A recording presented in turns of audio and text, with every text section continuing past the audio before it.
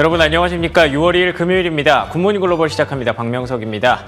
간밤 뉴욕 증시는 부채한도 합의안이 하원에서 통과됐다는 소식에 힘입어서 보시다시피 일제히 강한 탄력을 보였습니다. 특히나 나스닥 지수가 1.28% 올라서면서 13,000선을 다시 한번 돌파했고요. 역시나 성장주들의 흐름이 좀 빛나는 모습이었습니다. 부채한도 합의안 하원에서 좀 부침이 있을 것이다라는 얘기가 있었죠. 하지만 반대표가 적진 않았습니다. 100표가 넘어가는 모습이었지만 그래도 과반은 쉽게 넘어갈 수 있었기 때문에 하원은 자연스럽게 통과가 됐고요. 이제 2일 상원에서 표결이 있을 예정인데 사실 상원은 민주당이 우세한 지역이죠. 그렇기 때문에 5일로 예정된 엑스데이트까지는 큰 무리 없이 미국의 부채 한도가 한 2년 정도 이제 유예될 것으로 예상을 하고 있는 국면입니다. 이에 따라서 빅테크주를 중심으로 나스닥의 랠리가 나타났고요. 특히나 엔비디아 같은 경우에는 어제 생각보다 조정폭이 좀 큰데 느끼셨을 분들도 있을 것 같은데 그걸 그대로 만회해냈습니다. 5% 넘게 반등하면서 시장의 분위기를 살려줬죠. 그런데 이 부분은 좀 짚어보셔야 될 것 같습니다. 엔비디아를 제외한 AI주들은 대부분 하락했습니다. 특히 C3.AI가 실적을 발표하고 나서 두 자릿수 급락세가 좀 이미 예고가 된 바가 있었고요. 이외에 세일즈포스, 브로드컴 이런 종목들이 최근에 계속 매물 출회가 이틀 연속 이어졌다는 것은 꼭 챙겨보시고 넘어가야 될 것 같고요. 그리고 또 경제 지표도 좀 중요한 부분을 차지하고 있습니다. 내일이죠. 이제 고용보고서가 5월에 고용보고서가 발표가 될 텐데 그걸 하루 앞두고 ADP 민간 고용이 발표가 됐습니다. 그런데 27만 건을 넘었습니다. 시장의 예상치가 17만 건이었거든요. 그렇기 때문에 10만 건 이상 이렇게 차이가 난다는 건 여전히 미국의 고용시장 뜨겁다라고 표현을 할 수가 있을 것 같고요. 그렇게 된다면 6월 FOMC 많은 연준위원들이 이제는 좀 금리 인상을 쉬어갈 때가 됐다라는 발언을 하고 있지만 다시 한번 고민이 좀 깊어질 수밖에 없는 국면입니다. 그렇기 때문에 앞으로 6월 초로 진입하는 과정에서 한 2주 동안 그러니까 FOMC 13일, 14일로 예정된 FOMC 있기 전까지는 계속 우리가 좀 경제지표, 매크로 변수에 주목하게 되지 않을까 싶은데요. 이번 주 정리해보고요. 6월 전략 가져가야 될 것 같죠? 금요일 굿모닝 글로벌 지금부터 출발합니다.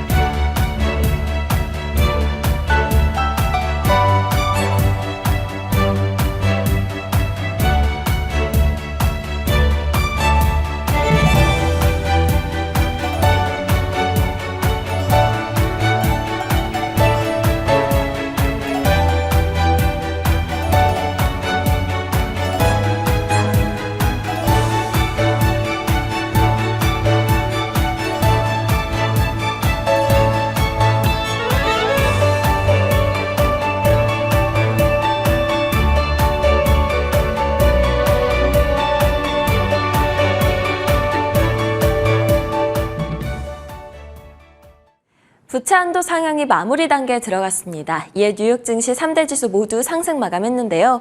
그동안 시장을 옥죄어왔던 디폴트는 현실화되지 않았지만 이제는 곧 있을 FOMC에서 연준이 금리 인상을 하는지 마는지에 이목이 쏠리고 있습니다. 앞으로 시장 흐름 어떻게 봐야 될지 김태수 위원님과 함께 자세하게 다뤄보도록 하겠습니다. 위원님 안녕하세요. 네, 안녕하세요. 네, 간밤 시장 흐름 어떻게 보셨을까요? 네, 기술주들 강세가 굉장히 크게 이어지는 모습이었습니다. 아마존닷컴, 테슬라, 메타, 넷플릭스 모두 2%에서 3%대의 상승을 보이면서 강하게 시장을 끌어올렸습니다. 애플도 1.5%나 상승을 했고요.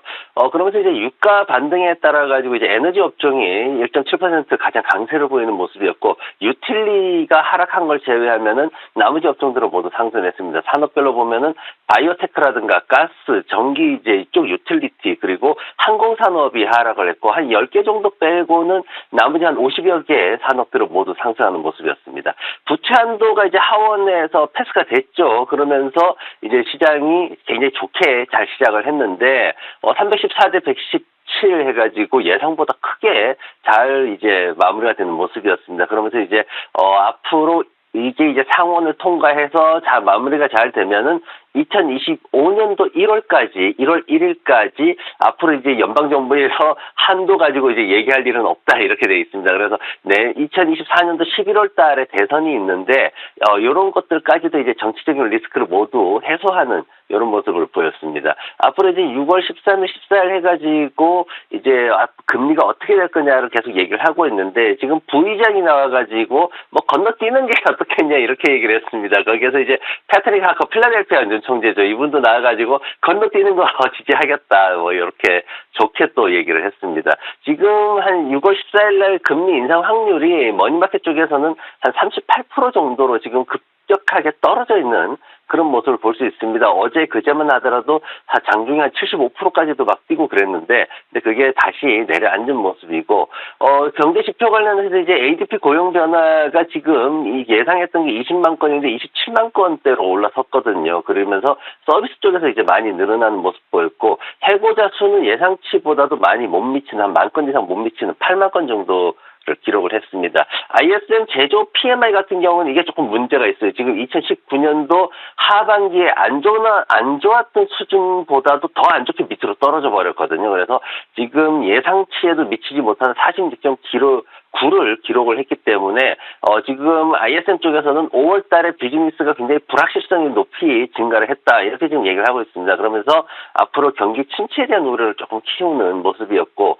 내일은 이제 비농장 급여가 발표가 됩니다. 노동 지표들 중에서 가장 지금 중요하게 보는 지표 중에 하나인데, 이게 지금 전월에 25만 3천 건이었는데 한 18만 건 정도로 예상이 되거든요. 근데 오늘까지의 노동시장 지표를 봤을 때 이것도 이제 전월치나 예상치를 훨씬 뛰어넘을 수 있는 가능성이 있습니다. 그래서 이런 부분이 나오게 되면은 아마도 연준에서는 금리 인상 쪽에 대한 비중을 높일 수 있다. 그런 우려가 좀 있습니다. 그리고 이제 실적 발표는 거의 마무리됐습니다. 이제 6월 말에 나이키가 이제 대기를 하고 있고, 이제 그 전에는 도큐사인이라든가 니오, 오라클, 어도비 이 정도 한 4개 정도 기업들이 있기 때문에 앞으로 이제 실적에 대한 부담은 좀 줄어들 것 같습니다. 네, 이제 대형주들의 실적 발표는 거의 마무리가 됐습니다. 앞으로 얼마 남지 않은 실적들, 그리고 시장을 좌지우지할 수 있는 미 연준의 금리 인상과 관련된 여러 가지 경제 지표들에 주목해보는 게 좋겠습니다. 그렇다면 섹터 종목별 흐름 확인해 보도록 하겠습니다. 유틸리티 그리고 필수 소비재 쪽을 제외하고는 대부분 상승했던 하루였습니다. 기술주들의 강세가 다시 한번 돌아왔는데요. 마이크로소프트와 애플이 1%대의 강세를 나타냈고요. 엔비디아가 거의 5% 가까이 올랐고 퀄컴도 2%대의 상승세를 보여줬습니다. 다만 소프트웨어 종목 가운데 빨간불을 켜고 있는 종목이 보이는데요. 세일즈포스의 경우에는 월가 예상을 웃도는 분기 실적을 발표하기는 했지만 연간 매출 전망치를 상향하지 않고 유지했는데요. 이에 성장에 대한 우려가 커지면서 하락세를 나타냈습니다.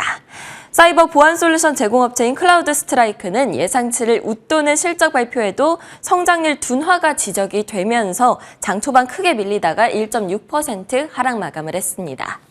그동안 AI 관련주들의 성장세를 주도하던 C3AI는 기대를 웃도는 실적을 발표를 했지만 가이던스가 예상을 하회하면서 13% 폭락을 했고요.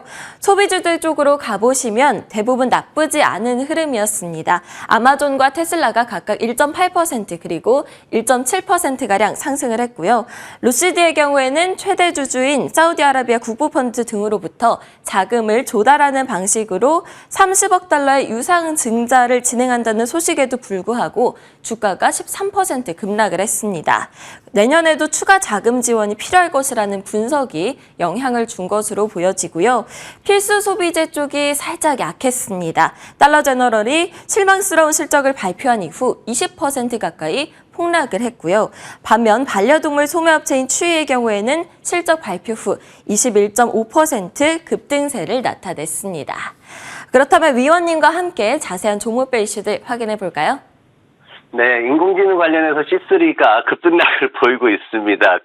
장중에 크게 하락하는 모습도 보였는데, 이게 이제 정말 무서운 게 뭐냐면은, 어제 이제 실적 발표하고 뭐 그러면서 이제 얘기를 했던 게, 시장 기대치를 충족을 했습니다 했는데, 회사 쪽에서 이제 발표를 한 게 뭐냐면은, 연간 지침을, 가이던스를 발표를 했는데, 이게 한 2억 9,500만 달러 정도 매출 범위를 이제 이렇게 발표를 했어요. 근데 이게, S&P 글로벌 마켓 인텔리전스라는 곳에서는 3억 2천만 달러 수준을 기대를 했거든요. 그러다 보니까 이걸 미치지 못하다 보니까 시장에서 급락을 했습니다. 근데 이제 조금 시장의 투자자들의 반응이 재밌는 게 뭐냐면은 C3가 안 되네. 그래서 투자자들은 전부 어디로 갔냐면은 업스타트로 몰려 들어갔습니다. 그러면서 업스타트가 9%나 또 상승하는, 서로 이렇게 투자자분들이 인공지능이라는 테마가 시장을 주도하고 있는 건 알겠는데 뭘 어떻게 해야 될지를 모르고 계속 이렇게 돌아다니는 그런 모습을 좀 보이고 있습니다.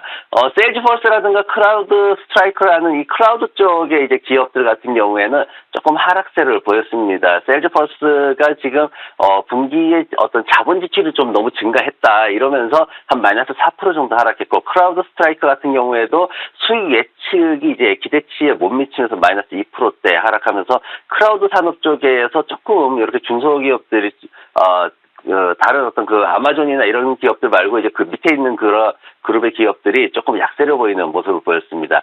엔비디아 같은 경우에는 지금 GQG 파트너스라는 회사가 1분기에 지금 한 23억 달러 정도를 매수를 했다. 이제 820만 주를 매수를 했다. 그렇게 발표를 해가지고 어떤 시장의 그 수익을 얻는 것에 대해 가지고 굉장히 투자자들을 현혹시키는 그런 모습을 보였습니다. 지금 1분기에 매수를 했으면은 지금 현재가 기준으로 해서 수익은 100% 이상으로 지금 추정이 되기 때문에 투자자분들이 굉장히 기대감을 크게 안고 또 따라 들어가는 그런 모습들을 보였습니다.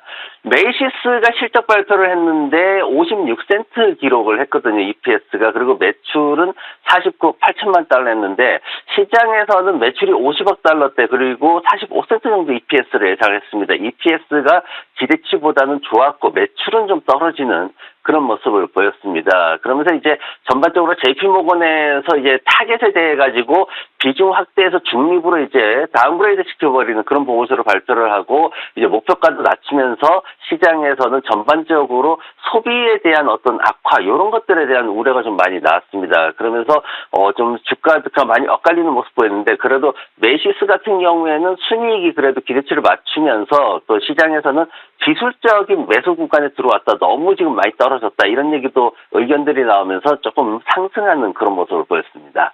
오늘 이제 제가 차트 가지고 온 거는 테슬라 가지고 왔습니다. 이 테슬라가 지금 보면은 지난밤에도 지금 그 미국에서 판매하는 할인해주는 금액을 더블로 더 많이 할인을 해주면서 재고를 갖다 빨리 치우려고 노력을 하는데, 중국에 가가지고 지금 굉장히 좋은 소식들 많이 나오고 있죠. 그러면서 미국 시장에서 그런 그 충전소 인프라를 더 확대하면서 이제 매직도크라는 걸 만들어가지고 다른 차들한테 개방하려고, 물론 이게 이제 정부에서 지원금 받으려고 약간의 꼼수를 부리는 건 있습니다. 하지만 그런 것들이 굉장히 높게 평가를 받으면서 지금 전고점, 직전 고점까지 한 4% 정도 남아있는데, 앞으로 할인에 따른 어떤 수익 기대치 부분 그리고 딜리버리 숫자도 나오겠죠. 이런 것들을 좀 확인하면서 지켜보면 좋을 것 같습니다. 네, 간밤 종목별 이슈들 자세하게 짚어봤습니다. 그렇다면 위원님의 픽은 무엇일까요? 최대 전자상거래 업체이자 클라우드 서비스의 강자죠. 아마존 가져오셨어요. 네, 아마존닷컴을 봤는데, 우리가 이제 아마존닷컴을 지난 3월 달부터 꾸준히 봤거든요. 3월 한 13일하고 또 3월 31일도 보고 했는데, 그때도 88달러 기록할 때 이제 90달러 구간이면 매수 좀 해야 좋겠다. 그리고 이제 3월 31일에 100달러 쪽에 올라갔을 때도 흘러내리면은 매수 들어가는 게 좋겠다. 이런 얘기들을 우리가 쭉 해왔습니다. 그러면서 지난번에 이제 장마감 후에 한 120달러 구간을 잠깐 이렇게 시간을 걸어서 올라갔어요. 그때 일부 수익 실현 좀 할 수 있으면 좋겠다라는 의견도 그때 냈습니다. 지금 이제 최근에 아마존닷컴에 대해서 몇 가지 이제 이슈들이 생기고 있는데, 하나가 뭐냐면은 홀푸드라든가 아니면 콜스라든가 아니면 아마존 프레시라든가 이런 쪽에서 주문을 해서 이제 반품을 하게 되는데, UPS를 통해서 반품하면은 1달러 요금이 부과가 됩니다. 그래서 이런 부분들이 소비자들이 잘 받아들일까라는 그런 부분들도 있고, 또 하나는 뭐냐면은 최근에 이제 그 아마존에서 스마트 장치 포트폴리오를 좀 강화하려는 노력을 하고 있습니다. 그러면서 온도 조절 장치나 보안 장치나 벽걸이랑 각종 어떤 전자제품이나 이런 것들을 이제 인수를 하겠다 이렇게 하고 있는데 대표적인 게 아이로봇이라는 로봇 진공 청소기 아실 겁니다. 이걸 이제 인수를 하려고 유럽 쪽에서 이제 허가를 받으려고 하고 있는데 이게 조금 쉽지는 않은 그런 상황이에요. 그러다 보니까 EU에서 과연 이거를 승인해줄지 이런 부분들도 좀 이슈가 되고 있고 또 하나는 뭐냐면 이제 클라우드 쪽 이제 AI 관련해서 클라우드 쪽에서 과연 이 서비스가 계속해서 점유율을 유지할 수 있을까? 지금 32% 정도로 1위 점유율을 갖고 있고 2위가 지금 마이크로소프트로 한 23% 정도 점유율을 갖고 있거든요. 그래서 이런 상황에서 이 아마존닷컴의 웹 서비스 부분이 더 계속해서 성장할 수 있느냐? 사실 지난번에 하락할 때는 이게 둔화되고 있다 그래가지고 하락한 부분들이 좀 있었거든요. 하지만 최근 들어가지고 이 부분이 둔화되는 게 그래도 괜찮네. 1분기 실적 발표하면서 우리가 걱정했던 수준은 아니구나. 이렇게 이제 평가가 됐습니다. 그러면서 이제 최근에 애널리스트들이 목표가를 이제 138달러 정도 평균 목표가를 보여주면서 이 클라우드에 대한 어떤 지위 이런 것들이 굉장히 강력하다 이렇게 믿음을 좀 보여주면서 전반적으로 분위기를 상승 분위기를 좋게 가져가는 그런 모습을 보였습니다. 차트 보시면은 지금 제가 이제 1차 목표가를 120달러 정도로 잡아놨고 2차 목표가를 140달러 정도로 잡아놨거든요. 지금 일부 수익 실현을 하는 게 이제 괜찮다는 의견이고, 왜냐면은 지금 지난밤부터 소비주들 관련해가지고 소비에 대한 문제가 좀 시장에 불거질 수 있습니다. 그래서 이런 부분을 조심해야 되고, 어쨌든 이제 제가 추가 추세선을 갖다 하나 더 그어놨는데 그 추세선을 지켜야 되는 상황 그리고 한 110달러, 115달러 정도를 이제 지켜야 되는 그런 상황이 있고 수익 실현하고 나가지고는 이제 20주 이평선하고 50주 선이 아래쪽에서 올라오고 있는데 요거 보면서 재매수 구간 설정하면은 앞으로도 좀 편안하게 투자를 하실 수 있을 것 같습니다. 네, 오늘 위원님의 픽은 아마존닷컴이었는데요. 3월 30일에 다뤄주셨었죠. 그때 목표가 1차 115달러 제시해 주셨는데 여기에는 도달을 했습니다. 때문에 일부 수익 실현 유효하다 이야기를 해주셨고요. 2차 목표가인 140달러에 도달할 때까지 보유해보자 이야기해 주셨습니다. 지금까지 김태수 위원님과 함께했습니다. 오늘도 좋은 말씀 감사합니다. 네, 고맙습니다.